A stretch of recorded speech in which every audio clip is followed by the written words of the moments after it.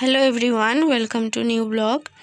তো আজকে আমাদের গ্যাস শেষ হয়ে গেছে, তো ওই জন্য স্টোভে রান্না করতে হচ্ছে। ফুলকপি দিয়ে আলু দিয়ে মাছ দিয়ে একটা তরকারি করব, আর এখানে উচ্ছে ভাজা করেছি, আর এখানে শাক ভাজা করব। তো রান্না করতে আমার অনেকটা দেরি হয়ে গেছিলো। তো আয়ুষের বাবা আর কি বাইকে করে স্কুলে দিয়ে এসেছিলো। আজকে স্কুলে ক্লাস হয়নি, সাজানো গোছানো এসব হচ্ছিলো, আলপনা দেওয়ার এসব হচ্ছিলো। আর আমি ছিলাম কি বলে ওটাকে, আমি ছিলাম আলপনা দেওয়ার দায়িত্বে, মেন দায়িত্বে। তো আমি যখন করছিলাম তখন আর ভিডিও করা হয়নি। তো এই ডিজাইনটা আমি পছন্দ করেছি, কীরকম হয়েছে বলো। আর বাকি কোথায় কি রং হবে সবাইকে বলে দিচ্ছিলাম, আরও সবাই হেল্প করছে। এই যে দেখো, তো প্রচণ্ড সর্দি হয়েছে, ওষুধ খেয়েছি, ভাত খেলাম, বাট ভালো লাগছে না, আর জ্বরও লাগছে। আশা করছি তাড়াতাড়ি সুস্থ হয়ে যাব। ঠিক আছে, চলো। তো এটা হচ্ছে পরের দিন সকালে, যে একটু বেশি করে চা করে নিয়েছি, একটু গরম গরম চা খাবো। প্রচণ্ড সর্দি হয়ে গিয়েছিল কালকের জন্য, প্রচণ্ড শরীর খারাপ ছিল, জ্বর জ্বর ভাব, ঘুমিয়ে পড়েছিলাম কালকে, সারাটা দিন ঘুমিয়ে কাটিয়েছি সন্ধ্যের পর থেকে। তো দেখো আমি রেডি হয়ে গিয়েছি, আজকে আমাদের ভাত বাড়ি নিমন্ত্রণ রয়েছে। তো এই শাড়ির কালারটা কীরকম তোমরা বলবে, একটু অন্যরকম কালারটা। তো তোমাদের কেমন লাগছে কালারটা একটু জানিও। শাড়িটা আমি আগেও পরেছি, ঠিক আছে। তো এই হচ্ছে আমার লুক। চুলটা একটু ঠিক করতে হবে, বড্ড কেমন হয়েছে, ঠিক আছে। আর ছেলে কেমন সেজেছে দেখাচ্ছি তোমাদের, তাই। তো ছেলে রেডি হয়ে বাইরে বেরিয়ে গেছে, তো আমি যখন বেরোবো তোমাদের সাথে শেয়ার করছি। আর আমি, পূজা, মিঠাই আর আমার ছেলে আমরা একসাথে যাব, আর আমার হাজব্যান্ড হচ্ছে গাড়ি নিয়ে আসবে। তো ওর যেতে ওই 10-15 মিনিট মতন লেট হবে। ওর সমস্ত কিছু গুছিয়ে দিয়ে এই যে আমি বেরিয়ে পড়েছি। তো আমাদের বেরোতে বেরোতে আমার হাজব্যান্ডও মোটামুটি একসাথেই গেছি বলতে গেলে। তো এই যে দেখো ছুটোছুটি করছে প্রচণ্ড। আমি একটু অপেক্ষা করছিলাম যে পূজা কখন আসবে তারপর যাব। এখান থেকে হেঁটে হেঁটেই যাব, একটু ভেতর দিকে ওদের বাড়িটা। তো এই যে আমি চলে এসেছি, দেখো এই যে পূজা, মিঠাই, আমি আর ছেলে। তো এসেই বসলাম, এখানে অর্কেস্ট্রা হচ্ছিল, তো দেখছিলাম। জায়গাটা ভীষণ সুন্দর সাজিয়েছে, তবে আমাদের একটু কষ্ট হচ্ছিল, খুব গরম হচ্ছিল। হঠাৎ করেই তো কালকে থেকে গরমটা পড়ে গেছে, তো প্রচণ্ড গরম হচ্ছিল ভেতরটা। তাছাড়া বাকি সব ঠিক ছিল। আর এই যে আমরা এখন খেতেও বসে পড়েছি। তো আমি খেয়ে আর বেশিক্ষণ থাকিনি, ইচ্ছা ছিল থাকার, বাট আমার ছেলের শরীরটা একটু খারাপ করছিল, যেই কারণে আমি চলে গেছিলাম। আর এই যে এনাকে চিনতে পারছো, ইনি হচ্ছেন গণেশ দাস। ইনি আমাদের পাড়ায় ফাংশানে গান করেছিলেন। ইনি ছেলের গলা মেয়ের গলা দুটো ভয়েসই গান করেন, বেশ ভালো লাগে আমার দেখতে শুনতে আর কি।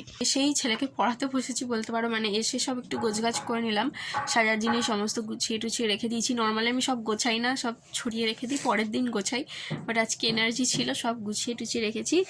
আর এখানেও সমস্ত দেখো মানে গুছিয়ে রেখেছি। শাড়িটা, ব্লাউজটা শুধু একটু মিলে দিয়েছি, ঘামে ভিজে গেছিলো বলে। তো আর হচ্ছে ওটা পরে আমি আলমারিতে ঢুকিয়ে দেবো। ছেলেকে একটু পড়তে বসিয়েছি, কেন এখন কটা বাজে দেখো, 3:45 বাজে, আর আমি এসেছি তখন 3:30। তো এবার ও তো এখন যদি ঘুম পাড়াই না, 5টার সময় পড়তে যেতে চাইবে না। তো ভাবলাম ওই জন্য ঘুম পাড়াবো না, একটু পড়তে বসাই। হোমওয়ার্কগুলো করাচ্ছি, স্কুলের হোমওয়ার্কগুলো করাচ্ছি এখন। এই দেখো আমার পায়ে প্রচণ্ড বাজেভাবে ফোসকা পড়েছে আজকে। এই যে এই একটা, এই একটা, এখানেও সেম, এই একটা, এই একটা। আর এই যে কালো কালো দাগ দেখছো, এগুলো সব ফোসকা পড়ার জন্যই হয়েছে। মানে বিয়ের আগে থেকে আমার ফোসকা পড়া একটা রোগ আছে, এরকম কালো কালো দাগ হয়ে গেছে। আরও ছিল এই সবগুলো, অনেক দাগ ছিল, এখন অনেকটা চলে গেছে। বেশিরভাগ এখন ফ্ল্যাট জুতোই পরি, আজকে একটু হিল পরেছিলাম, ওই জন্য হলো এরকম। তো যাই হোক, ছেলে পড়ছে এখন। আমি এই দেখো সমস্ত এইখানে মেলা রয়েছে ঘরে, কিছু করার নেই, এরকম মিলে রাখতে হয় আমাকে। তো এখন সময় হচ্ছে দেখো 8টা বাজতে চললো। ছেলেকে 9টা পর্যন্ত পড়াবো, তারপর একটু সেদ্ধ ভাত বসাবো, 9টার সময় করে সেদ্ধ ভাত বসাবো। আর আজকে ফ্রিজটা পরিষ্কার করলাম, মানে ফ্রিজের ভেতরটা পরিষ্কার করেছি। ছেলে তখন পড়তে গেছিলো, আমি তখন পরিষ্কার করছিলাম, একটু অগোছালো হয়ে গেছিলো। তো সবজি টবজিগুলো গুছিয়ে রাখলাম, এখন পড়িয়ে নিই। প্রথমে 1 থেকে 100 পর্যন্ত বানান লিখিয়েছি, তো এগুলোর মুখস্থই ছিল, ওকে একবার প্র্যাকটিস করালাম। আর এইটা নতুন শেখানো হয়েছে এইরকমভাবে, ওই 513, তো এইটা এখন করালাম। এটা করানোর আগে পুরোনোগুলো একবার না একটু ঝালিয়ে না নিলে হয় না, ওই জন্য করালাম। তো এখন দেখে নিই সব ঠিক আছে কি, ভুল হয়েছে না ঠিক আছে একটু দেখে নিতে হবে। 513, এটা ভুল হয়েছে, 84 না, এটা 44 হবে, এটা 44, ঠিক আছে, এটাকে ভুল হয়েছে কাটা, এটাকে তুমি ঠিক করবে, দাঁড়াও বা আমি আরও দেখি কী কী আছে। 888, এটা ঠিক আছে। 603, 447, 253, 114, 809। এরকমভাবে লিখবি না বাবু, খাতায় কেটে দেবে। দেখ এটা কী হয়েছে, 103, খাতায় নাম্বার কাটা যায় এর জন্য, মানে এটা যদি 1 নম্বর থাকে না, এরকম হাফ নাম্বার দেবে এই হাতের লেখার জন্য। 284, তাহলে এইটা শুধু ভুল হয়েছে, এটা ঠিক কর। রবার্ট কোথায়? রবার্ট সবসময় রবার্ট হারিয়ে যায়, মানে যতবার লেখে ততবার একবার করে রবার্ট হারিয়ে যায়। ঠিক আছে চলো, আমি একটু পরে আবার আসছি। যাই হোক, এটা কালেকশন করে নিয়েছে, তো 44 রাইট দিলাম। তো এটা আমি এখন লিখিয়েছিলাম যেটা, সেটা হচ্ছে কথায় লেখো। এরপর এটাকে আমি ঘুরিয়ে করতে দেবো সংখ্যায় লেখো করতে দেবো।